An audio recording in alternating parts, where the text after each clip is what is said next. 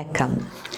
அனலாசுரன் என்ற அசுரன் பிரபஞ்சத்தில் உள்ள மானுடர்கள், ரிஷிகள், தேவர்களுடைய உடலில் புகுந்து அவர்களது சக்தியை உறிஞ்சி அவர்களுக்கு தொல்லை கொடுத்து வந்தார்.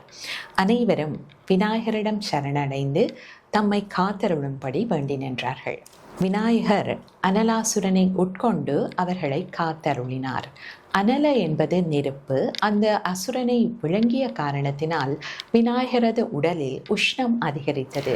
எனவே ரிஷிகள் அருகம்புல்லை விநாயகருக்கு சமர்ப்பித்து வணங்கி நின்றார்கள். விநாயகரது உஷ்ணம் உடனே தணிந்தது. பொதுவாக அருகம்புல் எல்லோருக்கும் எளிமையாக கிடைக்கக்கூடியதாக இருப்பதனால் இறைவனுக்கு உவந்து அளிப்பதற்கு ஏற்புடையதாக இருக்கின்றது. அடுத்ததாக, இந்த அருகம்புல் எந்தவிதமான கடினமான சூழ்நிலைகளிலும் பறந்து வளரக்கூடியது. அதுபோல தன்னை சரணடைந்த பக்தர்களை எல்லாவிதமான கடினமான சூழ்நிலைகளையும் சந்திக்கக்கூடியவர்களாக விநாயகர் மாற்றி அருள்வார். அத்தோடு ஆயுர்வேதத்திலே அருகம்புல் நிறைந்த மருத்துவ குணங்கள் நிறைந்த ஒரு மூலிகையாகவும் இருக்கின்றது.